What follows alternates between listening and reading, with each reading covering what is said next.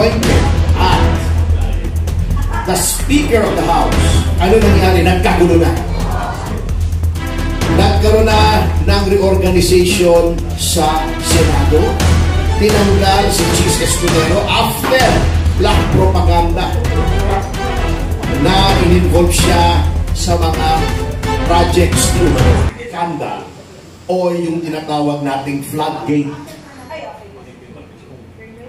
Sabi ng Pangulo, gusto niyang malaman ang katotohanan. Ngunit either ayaw ng mga kaalyado niya sa politika o nambobola lamang siya.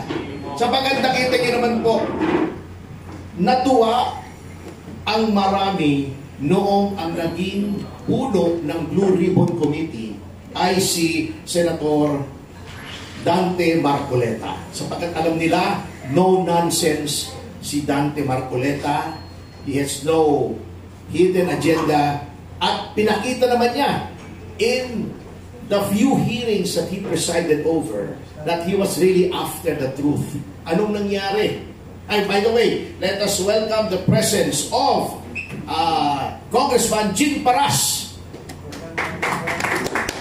I'll hand you the microphone after my morning. As soon as fingers were pointed at the Speaker of the House, ano nangyari? Nagkagulo na.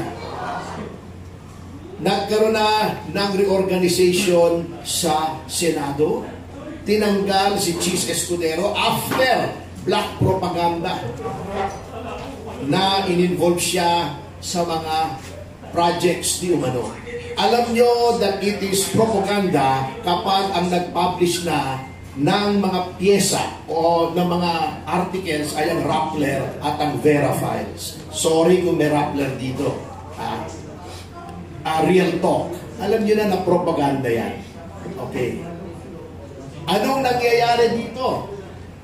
Ang daming involved na mga members ng House of Representatives, sila rin ang nag-iimbestiga sa sarili nila. Sila rin ang nag-threaten na idemanda ang whistleblower na mag-asawang Diskaya na unang-una nang naging subject ng black propaganda para ma-divert yung attention sa totoong mga salarin who are the leadership of the House and officials of the DPWH.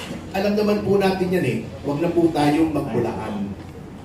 Ganyan din po ang nangyari noong question yung budget ng speaker ng SMNI.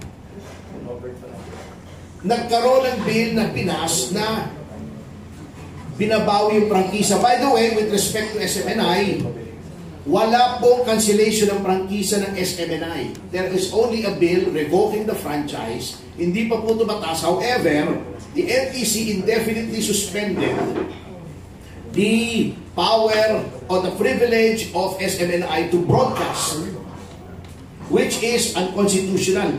It makes the NTC more powerful than Congress, but that is another matter. What I'm pointing at is, kapag dumating na sa speaker ang kahit ano, guguluhin ka na.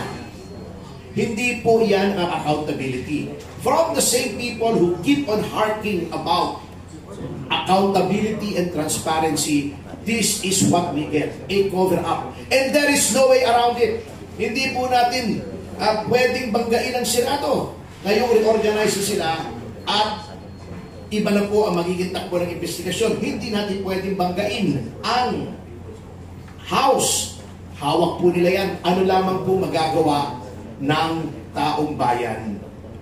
We should take it upon ourselves, the True People's Initiative, and organize groups, not only to discuss this, not only to try to see where the blame lies, but to take action, to express our disgust. Ipakita po natin ang ating galit kasi nagtataka po ako eh. Bilyon-bilyon ito sa Indonesia. 150,000 pesos lang more or less ang pinag-uusapan ng kagulo na. $3,000. Yung mga mambabatas, nagbigay ng housing allowance. Ganun ang reaksyon. Hindi ko po sinasabing manggulo tayo, manunog tayo, mambato tayo. So, mga kasama, Kapag nakita nyo si speaker sa mall o naglalakad sa kalye, huwag nyo pong babatuhin, huwag nyo duduraan, huwag nyo hahagisan ng bote ng mineral water, huwag nyo bumurahin, huwag po. Huwag.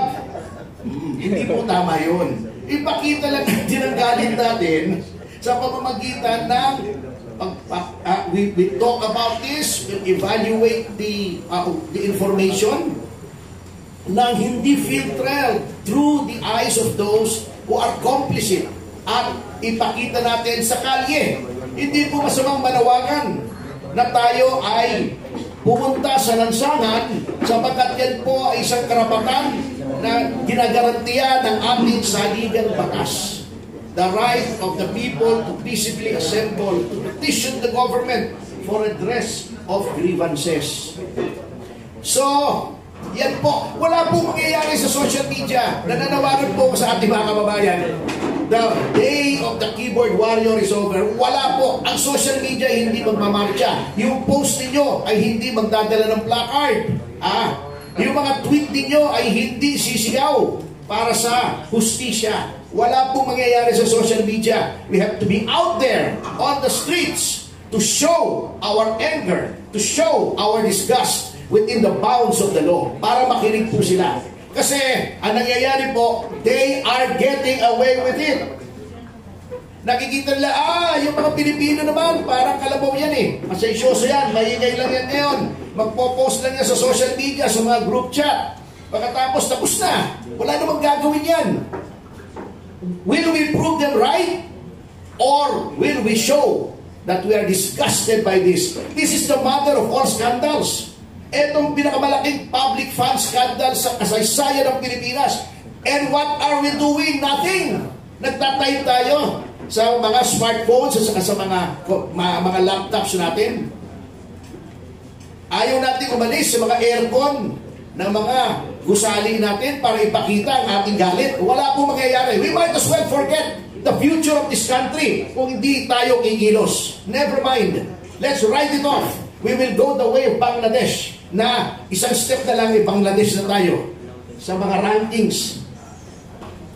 So either we act now, the time to act is now, or never act at all and just let our country sink into the quagmire.